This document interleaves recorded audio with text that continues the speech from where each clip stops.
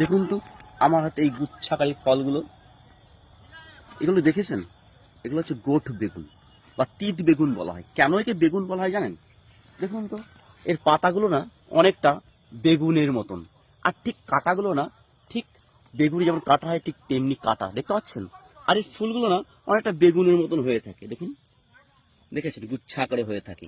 আসলে এটা আমরা বলি তিত বেগুন বা গোট বেগুন। এটা কিন্তু রান্না করে খাওয়াও যায়।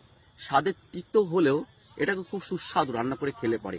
তবে এর কিন্তু ভেষজ গুণ আছে, বিশেষ করে জ্বর, আমাশা এবং ঠিক হয় এবং মুখে রুচি আসে। তো দেখলেন তো এই গোট বেগুন, দেখেছেন? অবশ্যই এটাকে নিশ্চয়ই ছোটবেলায় আপনার খেলার সঙ্গী হিসেবে ব্যবহার করেছেন, খেলার সময় এটাকে বেগুন হিসেবেই খেলেছেন। বেগুন তো অবশ্যই, কিন্তু গোট বেগুন বা তিত বেগুন। আমি আরেকটু দেখাতে বলবো, একদম গুচ্ছাকারে ফলগুলো কি সুন্দর হয়ে আছে দেখুন, একদম সুন্দর সুন্দর।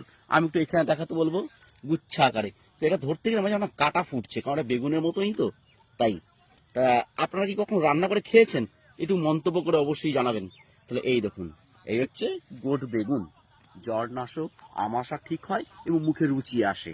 দেখলেন তো গোট বেগুন বা তিত বেগুন। ধন্যবাদ, ভালো থাকবেন, সুস্থ থাকবেন।